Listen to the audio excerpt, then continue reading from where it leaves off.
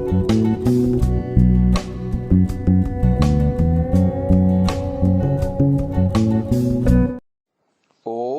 नमस्ते जी।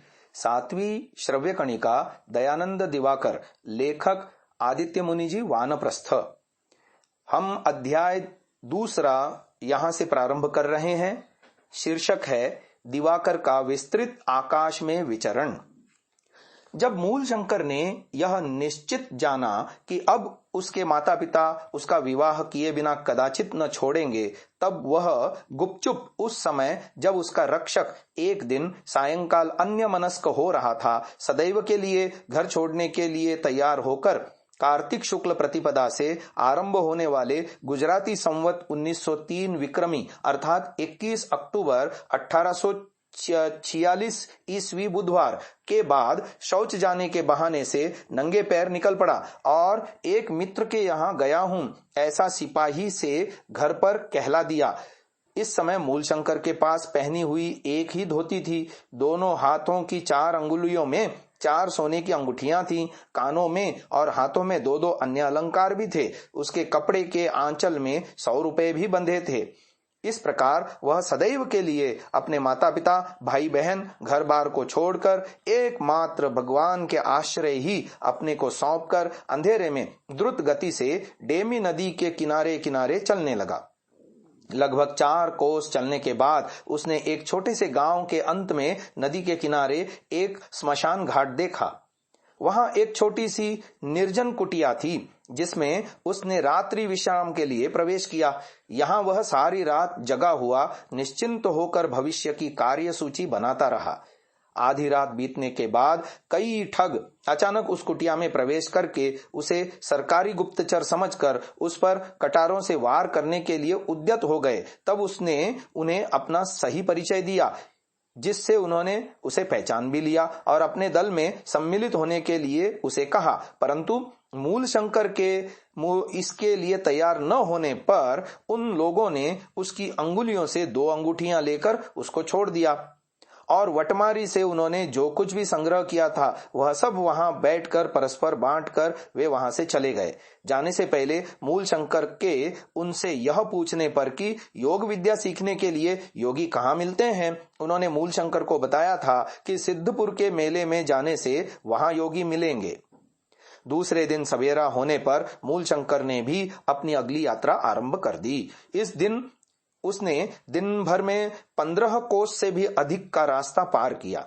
मार्ग में उसकी जान पहचान वाला कोई उसे मिल न जाए, इसलिए वह प्रधान मार्गों को छोड़कर मैदान, जंगल आदि निर्जन स्थानों से होकर ही चलता और मार्ग में मिलने वाले मंदिर आदि पर रुककर कुछ विश्राम और जलपान कर लेता था। रात्रि में वह एक हनुमान मंदिर में ठहरा। प्राध्यापक दयाल जी आर्य जामनगर के मासिक वेदवाणी बहालगढ़ के जनवरी 1987 ईस्वी के अंक में प्रकाशित एक लेख के अनुसार यह हनुमान मंदिर लुणसारिया गांव का रानी माना हनुमान मंदिर था। तीसरे दिन मार्ग में किसी राजकर्मचारी ने मूलशंकर को रोक कर उसकी तलाशी ली थी। तब किसी आदमी के यह कहने पर कि यह अवधूत साधु है, यह किसी मठ मंदिर या आश्रम में नहीं रहता है, केवल मनमाना भ्रमण करता है, उसके पास जो रुपए थे, कानों और हाथों में जो आभूषण थे, इन पर किसी ने ध्यान नहीं दिया, इसलिए उस राजकर्मचारी ने उसे आगे जाने दिया। इस राजकर्मचारी से मूलशंकर को यह भी पता चला था कि एक नौजवान अपने घर से भागा हुआ है। उसके संधान के लिए उसके पिता कई एक अश्वारोही सैनिकों के साथ घूम रहे हैं। मूलशंकर को तब यह अनुमान लगाने में देर नहीं लगी कि उसके पिताजी ही उसे इस प्रकार ढूंढने के लिए निकले हुए हैं। अतः उसने समीप के एक स्मशान पर जाकर अपने सारे शरीर पर ही भस्म पोत ली ताकि उसकी पहचान सरलतापूर्वक न हो सके। अब उसे चिंता केवल अपने पास के अलंकारों और रुपयों की ही रह गई थी, जिससे उसके मन में इस बंधन के कारण उद्वेग और अशांति बढ़ रही थी। तभी कुछ समय बाद भिक्षुक ब्राह्मणों का एक झुंड उसे मिला। वे सब मंत्र पाठ करने के साथ ही साथ उसे आशीर्वाद देने और कहने लगे कि बच्चा कितने दिन से साधु बन गया है, देखने में तो राजपुत्र सा प्रतीत होता है। अरे कुछ त्याग करना चाहिए, बिल्कुल मुक्त हो जाओगे, शांति मिलेगी। 2 नावों में पैर मत रखो। अलंकार, रुपए आदि जो कुछ तुम्हारे पास हैं वह सब भगवान की सेवा में हमको भिक्षा में अर्पण कर दो। हम लोगों ने भी ऐसा ही किया है, भगवान की सेवा के लिए हम लोग भिक्षा मांगते हैं। तुम भी हमारे साथ सम्मिलित हो जाओ, शांति मिलेगी। क्योंकि उनके इस उपदेश का प्रथमांश ही मूल शंकर को अच्छा लगा था, अतः उसने अपनी शेष 2 अंगूठियां और कान तथा हाथों के अलंकार तथा 100 रुपए भी उनको दे दिए। परंतु मूल शंकर उनके इस झुंड में सम्मिलित नहीं हुआ। इससे अब वह अपने को हल्का अनुभव करने लगा। अगला शीर्षक है साइले शहर में। मार्ग में मूल शंकर ने शैलानगर के अधिवासी लाला भगत नाम के प्रसिद्ध विद्वान और योगी के विषय में सुना था। शैला रामचंद्र के मंदिर के कारण प्रसिद्ध है, जिसे लाला भक्त ने बनवाया था। लाला भक्त एक बनिया जाति का साधु था। यह 19वीं शताब्दी के आरंभ में जीवित था। भक्त के मंदिर में प्रतिदिन पथिकों, साधुओं और अन्यों को सदाव्रत दिया जाता था। भक्त की प्रसिद्धि इतनी बढ़ गई थी कि लोग शैला को साधारणतया भक्त का ग्राम कहा करते थे। ये महर्षि दयानंद जी का जीवन चरित्र भाग 1 पृष्ठ संख्या 63 पर लेख मिलता है। तो हमारे कथानायक मूल शंकर भी भ्रमण करता हुआ वह उन्हीं की सेवा में पहुंच गया। उनके पास उसने योग साधना करके अपने शरीर और मन की शुद्धि के लिए कई एक आसनों और मुद्राओं की शिक्षा ली थी।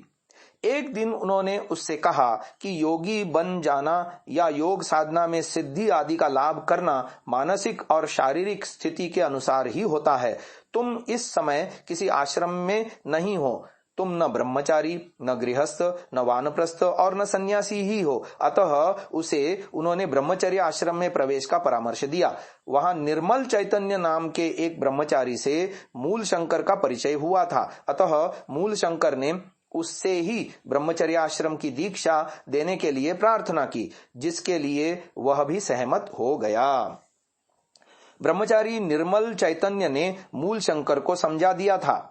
आचार्य शंकराचार्य द्वारा प्रतिष्ठित 4 मठ हैं।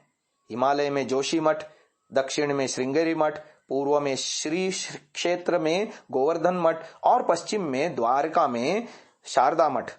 चारों मठों में ब्रह्मचारियों की उपाधियां पृथक पृथक हैं। जैसे उत्तर मठ की आनंद, दक्षिण मठ की चैतन्य, पूर्व मठ की प्रकाश और पश्चिम मठ की स्वरूप।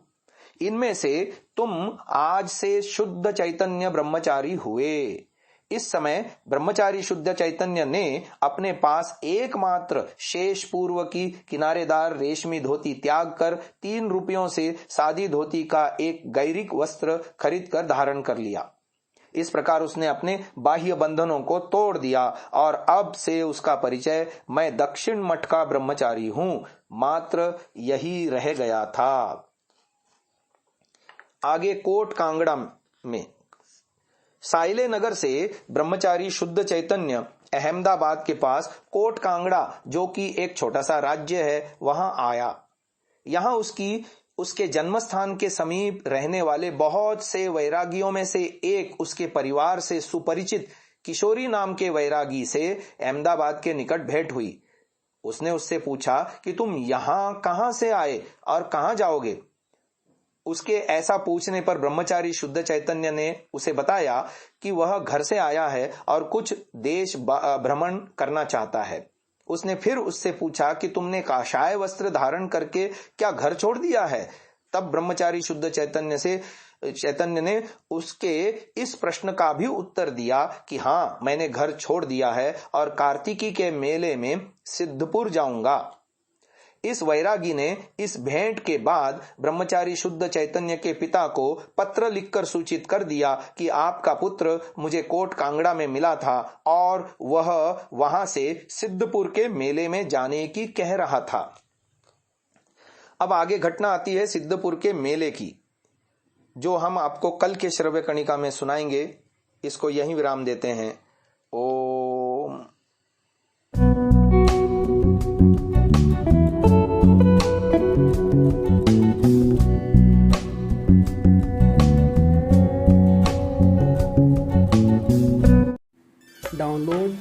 सांसा app, R Virdal app, visit sansa.org, rvirdal.in।